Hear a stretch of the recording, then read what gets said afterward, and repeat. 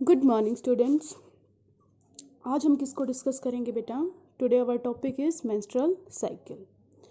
इससे पहले oogenesis को समझना जरूरी है। oogenesis that is the formation of ovum. Ovum कैसे बनता है? अब हमने लास्ट वीडियो में डिस्कस किया था ओवम कैसे बनता है।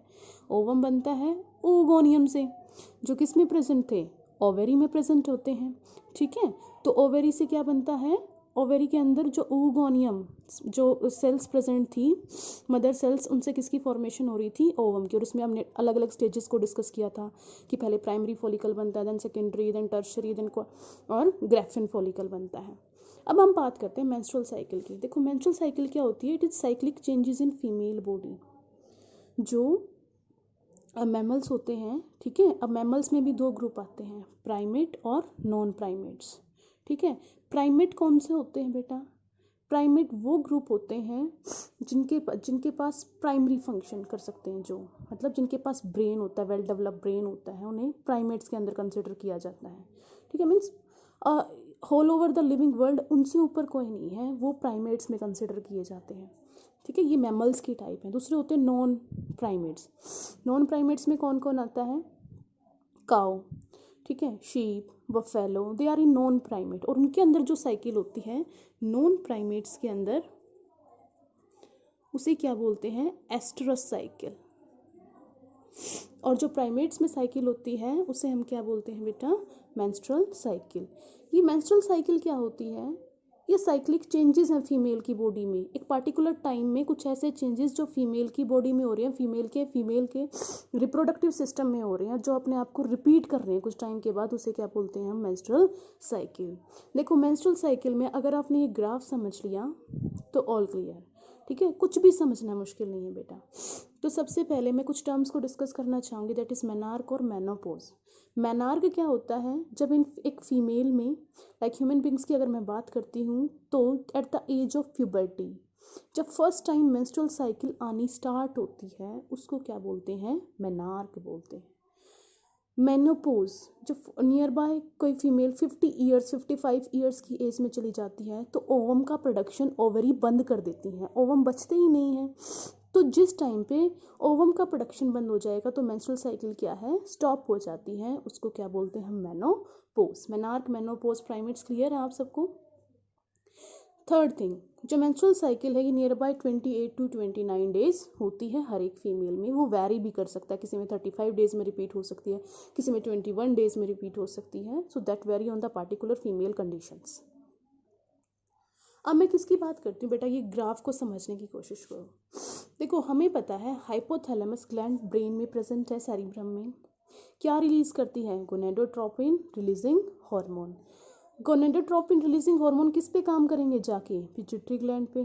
फिर पिट्यूटरी ग्लैंड वहाँ से कौन से हार्मोन रिलीज करवाएगी? एलएच ल्यूटिनाइजिंग हार्मोन और एफएसएच फॉलिकल स्टिमुलेटिंग हार्मोन। तो इस ग्राफ की हेल्प से हम एलएच ल्यूटिनाइजिंग हार्मोन का और एफएसएच हार्मोन का लेवल बताएंगे। ठीक है, अब जैसे ही पिट्यूटरी ने ये एलएच और एफएसएच हार्मोन को सिक्रीट किया, ये कहाँ पे गए? ब्लड के थ्रू किसके पास आए? फीमेल रिप्रोडक्टिव सिस्टम में ओवेरी के पास। कहाँ से? पिट्यूटरी ग्लैंड से कहाँ पे आते हैं? ओवेरी के पास। और ओवेरी में क्या है? ओवेरी के अंदर ये जाते ही क्या करते हैं? ये ओवेरियन हार्मोन का प्रोडक्शन करवाते हैं। ठीक है, एलएच और एफएसएच की वजह से के अलग अलग इफेक्ट आएंगे। ठीक है, एलएच और एफएसएच की वजह से फॉलिकुलर स्टेज, जो फॉलिकल्स की फॉर्मेशन हुई थी, ग्रेफिन फॉलिकल बना, primary, secondary, tertiary, Graafian follicle, वो सब किसकी वजह से होता है? एफएसएच हार्मोन की वजह से। एलएच हार्मोन का फंक्शन मैं अभी आपको बताऊंगी। दूसरा, जैसे ही एलएच और एफएसएच सिक्रीट होते हैं तो ओवेरी से दो हार्मोन और रिलीज होते हैं, जिसको क्या बोलते हैं? एस्ट्रोजन और प्रोजेस्ट्रोन। तो ये ग्राफ में ये वाली लाइन एस्ट्रोजन और प्रोजेस्ट्रोन का लेवल बताएगी। ठीक है, और ये लास्ट में क्या दिखा रहा है आपको? Endometrium layer. मैंने पहले भी बात की थी बेटा कि यूट्रस में 3 लेयर होती है। कितनी लेयर होती है यूट्रस में? 3 लेयर होती है। बाहर वाली पेरीमीट्रियम कनेक्टिव टिश्यू की, मिडल मायोमीट्रियम मस्कुलर टिश्यू की, और जो सबसे अंदर है दैट इज एंडोमेट्रियम, जिसको जो ब्लड वेसल से मिलकर बनी हुई है। ये बातें हैं क्लियर आप लोगों को? अब होता क्या है बेटा, मेंस्ट्रुअल साइकिल को 4 फेजेस में डिवाइड किया गया है, menstrual phase, follicular phase, ovulation phase और ल्यूटियल फेज। सबसे फर्स्ट फेज होता है मेंस्ट्रुअल फेज, ठीक है। जब मेंस्ट्रुअल साइकिल की हम स्टार्टिंग कहाँ से मानते हैं, जब मेंस्ट्रुअल फेज स्टार्ट होता है, मीन्स पार्टिकुलर फीमेल को जब भी मेंस्ट्रुअल फेज जिस डे से स्टार्ट होगा तो वहाँ से मेंस्ट्रुअल साइकिल को स्टार्ट माना जाता है। कन्फ्यूज़न क्रिएट नहीं करना होता। कुछ स्टूडेंट्स क्या होते हैं, जब मेंस्ट्रुअल फेज ख़त्म होता है तो उसके बाद से जो साइकिल स्टार्ट होती है उसको स्टार्टिंग मानते हैं, लेकिन ऐसा नहीं। कहाँ से स्टार्ट होती है, मेंस्ट्रुअल फेज से। अब मेंस्ट्रुअल फेज में पूछोगे आप क्या होगा, देखो बेटा मेंस्ट्रुअल फेज में क्या होती है, जो ये एंडोमेट्रियम लेयर होती है ना, ये यहाँ पे जो ब्लड वेसल्स हैं वो ब्लीडिंग की फॉर्म में बाहर आती है थ्रू वजाइना, ठीक है। मान लो मैं आपको डायग्राम ड्रॉ करके दिखाऊं, तो हमने क्या बात की थी कि भाई ऐसे पीयर शेप क्या होती है आपकी, यूट्रस प्रेजेंट है, ठीक है। ये क्या हो गई, सर्विक्स, यहाँ से ये क्या होती है, वजाइना, ठीक है। इधर ये नैरो वाइट और एम्पुला, और यहाँ पे क्या प्रेजेंट है, ओवेरी, जो लिगामेंट्स के थ्रू जुड़ी हुई है। तो ये जो यूट्रस है, यहाँ पे यूट्रस में ये क्या होगी आपकी, पेरीमीट्रियम होगी, देन मायोमीट्रियम, और देन क्या प्रेजेंट है, एंडोमीट्रियम, ये पेरीमीट्रियम। तो ये जो एंडोमीट्रियम की यहाँ पे डिपोजिशन होती है, ठीक है, तो यहाँ पे ये जो ब्लड वेसल्स प्रेजेंट हैं वो टूट टूट के बाहर आना स्टार्ट हो जाती हैं। ये क्या है, सर्विक्स है, ठीक है, that is mouth of uterus. तो यूट्रस के माउथ के थ्रू वो बाहर आएंगी थ्रू वजाइना, यहाँ से पोर आउट होता है ब्लड, ठीक है। तो इस ब्लीडिंग फेज को क्या बोलते हैं हम, मेंस्ट्रुअल साइकिल, ठीक है। अब मेंस्ट्रुअल साइकिल के टाइम पे देखो, ये जो मेंस्ट्रुअल साइकिल, यहाँ पे ये जो ब्लड वेसल्स है उसका लेवल क्या दिखाया गया है, कम कम होता जा रहा है, ठीक है। अब इसके इस टाइम पे एस्ट्रोजन और प्रोजेस्टेरोन हार्मोन का लेवल क्या है, बिल्कुल कम है, ठीक है, स्टेबल दिख रहा है ना, लेवल बढ़ तो नहीं रहा। LH और FSH का हार्मोन का लेवल वो भी क्या है। इसके बाद FSH, देखो यहाँ से क्या है, FSH यहाँ पे आके क्या होना स्टार्ट हो जाएगा, इंक्रीज होना स्टार्ट आ जाएगा, LH भी और FSH भी। ये FSH ऐसे यहाँ से इंक्रीज होना स्टार्ट हो जाएगा आफ्टर 5 डेज।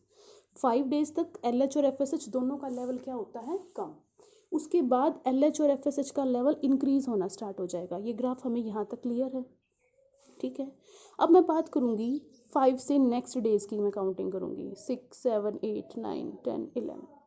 अब आ जाओ बेटा oogenesis पे। हमने क्या बात की थी कि किसी भी पार्टिकुलर फीमेल में, अब जैसे ही वहाँ पे जो oogoनियम प्रेजेंट थी, ठीक है, oogoनियम प्रेजेंट थी ओवेरी के अंदर, मैंने बताया था जैसे, तो उस ओवेरी में कोई भी oogoनियम का नेक्स्ट साइकिल स्टार्ट होने लग रही है।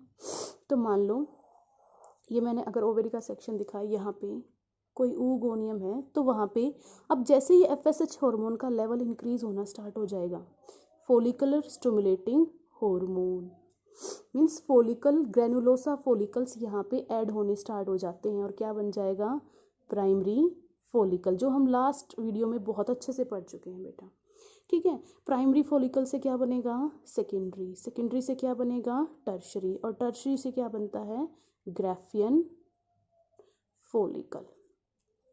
ये सारी स्टेज, ये ग्राफियन फोलिकल बनने तक की स्टेज नियर बाय कितने डेज तक हो जाती है, 13 to 14 डेज तक क्या बन जाता है, ग्राफियन फोलिकल बन जाता है। 13 to 14 डेज पे यहाँ पे अगर मैं बात करूँ, थोड़ा सा ग्राफ ऐसे यहाँ पे क्या हो जाएगा, 13 डेज के आसपास ग्राफियन फोलिकल बन जाता है। ग्राफियन फोलिकल के अंदर क्या प्रेजेंट होता है, ग्राफियन फोलिकल के अंदर क्या प्रेजेंट था, सेकेंडरी oocyte, या जब जिसे हम क्या बोलते हैं, ओवम, ठीक है। ओवम का स्ट्रक्चर याद करो बच्चे, ओवम के स्ट्रक्चर में क्या था, ये सेकेंडरी oocyte है, उसके बाहर क्या है, जोना पेलुसिडा प्रेजेंट है, और उसके बाद वो एक फोलिकुलर लेयर बच जाती है जिसे क्या बोलते हैं, कोरोना रेडिएटा। तो ये स्ट्रक्चर किसके अंदर प्रेजेंट होता है बेटा, ग्राफियन फोलिकल के अंदर। तो 13 डेज पे FSH हार्मोन का लेवल क्या होगा, पीक पे होगा, सबसे ज़्यादा लेवल होगा किसका, FSH हार्मोन का, ठीक है। फिर उसके बाद LH हार्मोन भी 13 to 14 डेज पे क्या हो जाता है, मैक्सिमम। अब LH हार्मोन का फंक्शन समझो, इसे कहते हैं बेटा ल्यूटिनाइजिंग हार्मोन। क्या बोलते हैं इसे, ल्यूटिनाइजिंग हार्मोन। अब उससे पहले ये फोलिकुलर स्टेज जहाँ पे फोलिक्यूल्स की फॉर्मेशन हुई, जो हमने सेकंड स्टेज की बात की ना, तो 5 डेज से लेके 13 डेज तक या 12 डेज तक हम क्या कंसिडर करते हैं, फोलिकुलर स्टेज, जिसमें फोलिकल्स बनते हैं, प्राइमरी से सेकेंडरी, सेकेंडरी से टर्शियरी, टर्शियरी से ग्राफियन फोलिकल। अब हम आते हैं थर्ड स्टेज पे। अब थर्ड स्टेज पे क्या होगा बेटा, LH हार्मोन का लेवल क्या हो जाएगा, मैक्सिमम। ये LH हार्मोन जाके किस पे एक्ट करता है, ग्राफियन फोलिकल पे, ठीक है। और ग्राफियन फोलिकल रप्चर हो जाता है, टूट जाता है, किसकी वजह से, LH हार्मोन की वजह से, ठीक है। और जैसे ये टूटता है तो इसके अंदर से क्या रिलीज हो जाता है, बाहर ओवम रिलीज हो जाता है। कौन रिलीज हो जाएगा, ओवम। ओवम किसके अंदर से निकल गया, ग्राफियन फोलिकल के अंदर से। और इस रिमूवल ऑफ ओवम को क्या बोलते हैं, ओव्यूलेशन बोलते हैं। रिमूवल ऑफ ओवम को क्या बोलेंगे, ओव्यूलेशन। किसके डेज पे होएगा, मैक्सिमम 13 to 14 डेज। इसीलिए at the time of conception, जब हमें बेबी नहीं चाहिए, तो 13 to 14 डेज पे सेक्सुअल इंटरकोर्स को प्रोहिबिट रोका जाता है, ठीक है, ताकि कोई पार्टिकुलर फीमेल कंसीव ना कर सके। यही रीज़न होता है क्योंकि 13 to 14 डेज पे क्या रिलीज होता है बेटा, ओवम रिलीज होता है। ये हो गया आपका थर्ड स्टेज, जिसे क्या बोलते हैं, ओव्यूलेशन। तो इसीलिए इस टाइम पे LH और FSH का लेवल क्या है, मैक्सिमम है। अब मैं बात करूं एस्ट्रोजन हार्मोन की, ठीक है। एस्ट्रोजन हार्मोन का काम क्या होता है बेटा, एस्ट्रोजन हार्मोन का काम है सेकेंडरी सेक्सुअल कैरेक्टर्स को डेवलप करवाना इन अ पार्टिकुलर फीमेल, ठीक है। एक फीमेल के अंदर जो फीमेल वाले कैरेक्टरिस्टिक्स होते हैं, आवाज़ पतली होना, प्यूबिक हेयर्स डेवलप होना, आर्म पिट डेवलप होना, मेमोरी ग्लैंड डेवलप होना। मैंने जैसे पहले भी बात की थी, मेमोरी ग्लैंड में जो फैटी टिश्यू डेवलप होता है वो किसकी वजह से होता है, एस्ट्रोजन हार्मोन की वजह से। तो वो हार्मोन इस टाइम पे क्या होता है, मैक्सिमम। अब जैसे ही ग्राफिन फोलिकल के अंदर से ओवम तो बाहर निकल गया, तो जो स्ट्रक्चर बचता है ना बेटा, उसे क्या बोलते हैं, कॉर्पस ल्यूटियम। ओवम के बाहर निकलने के बाद जो स्ट्रक्चर बच रहा है उसे क्या कहते हैं हम, कॉर्पस ल्यूटियम कहते हैं। क्या बोलेंगे बेटा, कॉर्पस ल्यूटियम, ठीक है। और ये कॉर्पस ल्यूटियम फिर कौन सा हार्मोन सिक्रीट करना स्टार्ट करता है, प्रोजेस्ट्रोन। क्या सिक्रीट करता है ये, प्रोजेस्ट्रोन हार्मोन, ठीक है। तो यही रीज़न है कि जैसे ही 13 to 14 डेज पे ओवम बाहर निकल गया, तो अब प्रोजेस्ट्रोन हार्मोन का लेवल क्या हो गया, ज़्यादा।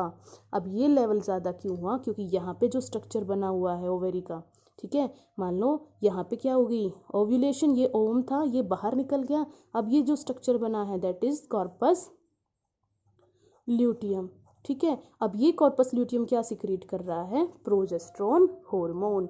इस प्रोजेस्ट्रोन हार्मोन का काम क्या होता है, ये जो ब्लड वेसल्स का लेवल देखो अब बढ़ गया है एंडोमेट्रियम के अंदर, ब्लड वेसल्स क्या हैं, बढ़ गई हैं, ठीक है। इसका काम होता है ये एंडोमेट्रियम की फॉर्मेशन करवाना। क्यों करवाएगा फॉर्मेशन, किस लिए ज़रूरी है एंडोमेट्रियम की फॉर्मेशन, क्योंकि जैसे ही ओवम रिलीज हुआ है यहाँ पे, ठीक है, ओवम को किसने कैप्चर किया, फैलोपियन ट्यूब में, फैलोपियन ट्यूब के थ्रू ओवम यहाँ पे आता है। अगर फर्टिलाइजेशन हो जाती है, मतलब स्पर्म वजाइना के थ्रू यहाँ से मूव करता हुआ आया, अगर यहाँ पे फर्टिलाइजेशन हो जाती है तो जाइगोट बन जाएगा। और जाइगोट से फर्दर किसकी डेवलपमेंट होनी है, बेबी की।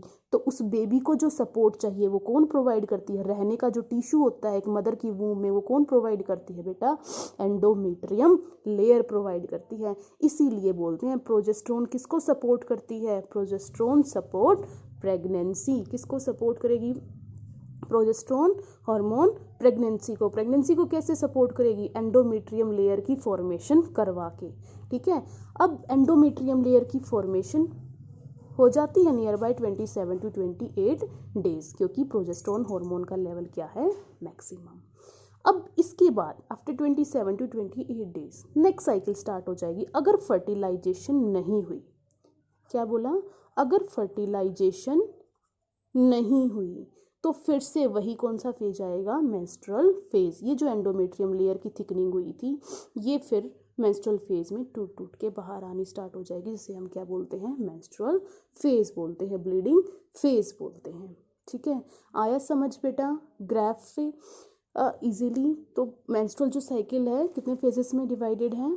4 फेज में। Menstrual bleeding phase first 4 to 5 days, second follicular stage जिसमें primary secondary tertiary Graafian follicle बनता है, थर्ड स्टेज में ग्राफियन फॉलिकल से ओवम निकल के बाहर आ जाता है, किसकी वजह से? ल्यूटिनाइजिंग हार्मोन की वजह से निकल के बाहर आता है। इसको बोलते हैं ओव्यूलेशन फेज। ओव्यूलेशन होने के बाद जो स्ट्रक्चर बच जाता है उसे बोलते हैं कॉर्पस ल्यूटियम। कॉर्पस ल्यूटियम की वजह से इसको बोला जाता है ल्यूटियल फेज। किसकी वजह से होता है? ल्यूटिनाइजिंग हार्मोन की वजह से। कॉर्पस ल्यूटियम क्या सिक्रीट करता है? Progesterone hormone. प्रोजेस्टेरोन हार्मोन की वजह से एंडोमेट्रियम लेयर की फॉर्मेशन होती है, दैट हेल्प, अगर प्रेगनेंसी हुई मीन्स फर्टिलाइजेशन हुई तो that support pregnancy, that support the development of a baby. अगर फर्टिलाइजेशन नहीं होती है तो फिर से मेंस्ट्रुअल साइकिल स्टार्ट हो जाती है। During menstrual cycle, during pregnancy menstrual cycle क्या हो जाती है? स्टॉप हो जाती है। आई होप आपको वीडियो अच्छी लगी होगी। अगर आप वीडियो को लाइक करते हैं, अगर आपको वीडियो पसंद आई then like it and subscribe my channel.